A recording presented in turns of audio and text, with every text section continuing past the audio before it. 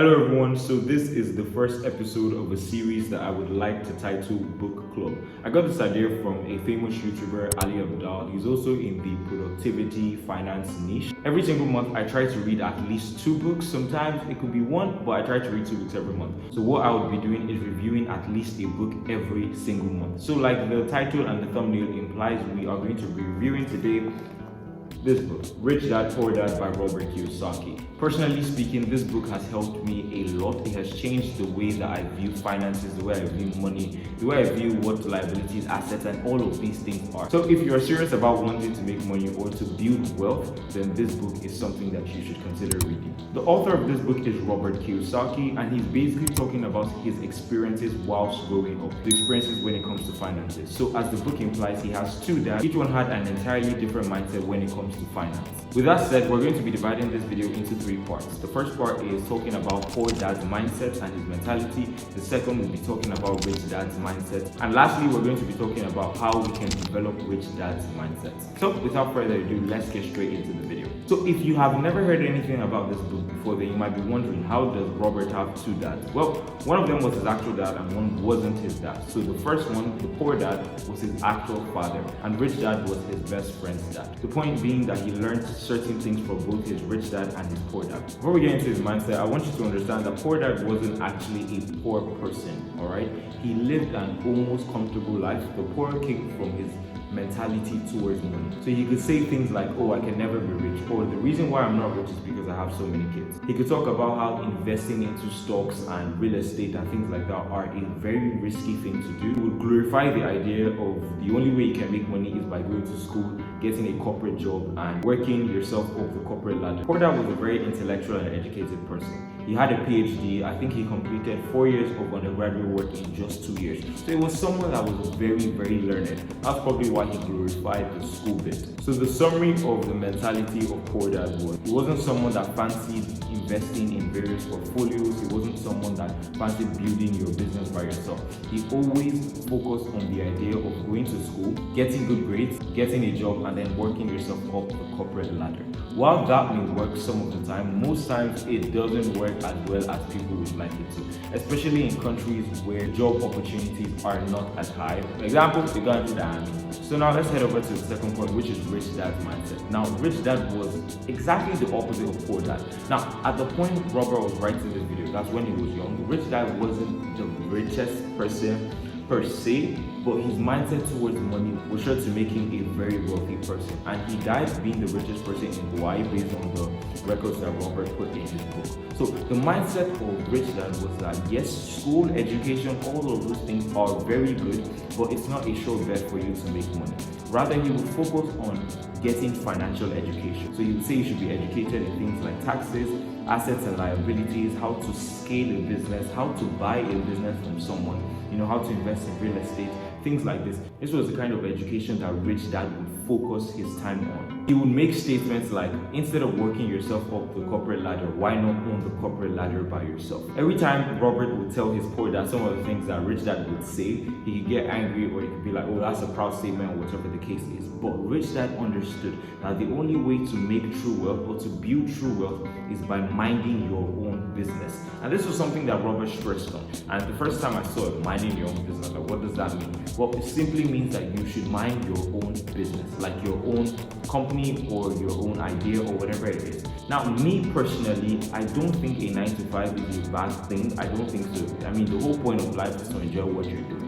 But now I'm referring to people that want to build generational wealth. That's people that want to be like rich dad. Poor dad, unfortunately, based on what Robert said, did not leave any generational wealth. All he left was bills to pay, right? While rich dad left systems that could produce wealth. But back to what we were saying. When you're working a 9-to-5, you are minding someone else's business, in that you're helping someone to grow their empire. You're helping someone to grow their company. And I know you probably never have thought of it this way, but that's exactly how it is. But rich dad was all about spending a chunk of your time building your own business. So in the long run, you would have systems that are making money for you.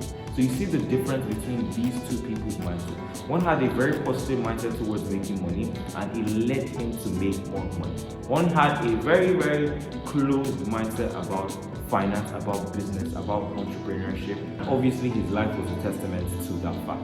So what exactly are some of the things that we can learn about Rich Dad's mindset and apply it to our day-to-day lives? Well, the first thing, like I mentioned before, was minding your own business. Now, like I said, a 9 to 5 is not a bad thing. So now imagine spending just half, that's 4 hours of your time every single day, or at least 5 days a week, building your own business, minding your own business. The level that you probably would have attained would be greater than where you currently are. Now, it might be easier said than done. How do you mind your own business? What exactly do you do?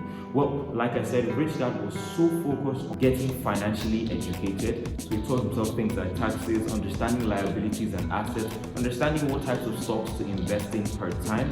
These are the kind of things that you want to spend your time doing. These are the kind of things that you want to educate yourself on. The second thing that we can adopt, or second thing that we can learn, is that the rich don't work for money. Now, hear me out. I know there could be some people that have come to your mind that, oh, this person is extremely rich and they are working for money. Well, now let's define what wealth is. According to the book, wealth is not the amount of money that you have in your bank account. In fact, wealth is the amount of time you can stay away from working while still having enough to still do your everyday activities. So now let's put this into perspective. So let's say every single month I earn 60,000 naira and I put 20,000 naira every single month into savings. It means that if I stop working, I can only live off of that 20,000 naira. So you know a person is wealthy when they don't necessarily have to do as much work, or if they stop working today, they still have a decent amount of money to help them run their day-to-day activities. So someone that has their income solely relying on their job or the money that they work for is not a wealthy person. In that if they quit that job today, then they may not be able to sustain themselves for a very long period of time. If you look at the richest people, Bill Gates, Warren Buffett, Elon Musk, people like this, if they stop to work today, i.e. if they don't do anything at all today, they still have a decent amount of money that will last them probably throughout their lifetime. Now, our goal is not to be as rich as them. The goal is just to get to a point in our lives where we don't necessarily have to work for money. I.e. if we stop working today, we have enough that would last us a very decent amount of time. So being wealthy doesn't mean that you have enough money saved that can last you a decent amount of time. Being wealthy is having systems that have been put in place. So even if you don't work, you already have money coming into your account because you have carefully with time built those systems. The third thing that Rich Dad taught is the difference between liabilities and assets. Like I've said, I've spoken about this a number of times on my channel, but the need for us to understand the difference between these two would help us better spend the money.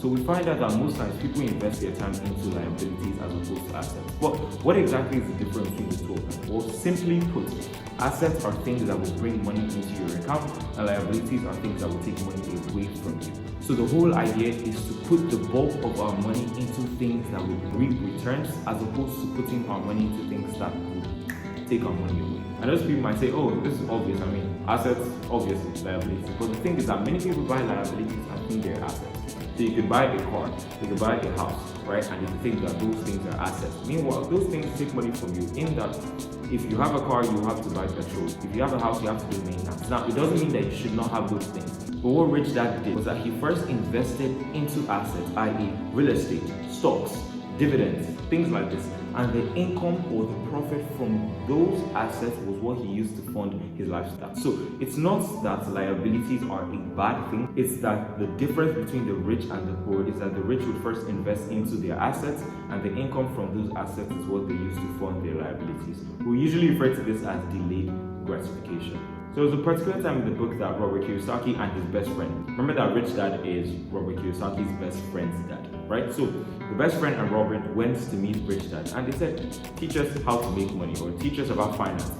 And Rich Dad was like, okay. So he hired them. The only thing was when he hired them, he did not pay them. So in all the things that I've said, am I saying that you should not get a job? Or even if you have a job, you should quit the job? Far from it. But what Rich Dad suggests is that whenever you have a job, you should not do it to earn, you should do it to learn. So what Rich Dad suggested is you should work to acquire life skills and not work for money. Meaning that whenever you have a job, it's not to say that you should tell your owner not to pay you, but you should have it at the back of your mind that you want to acquire certain skills that will help you mind your business better. So if you're in a job space that has nothing to do with the business that you want to grow, then then you are in the wrong line of work.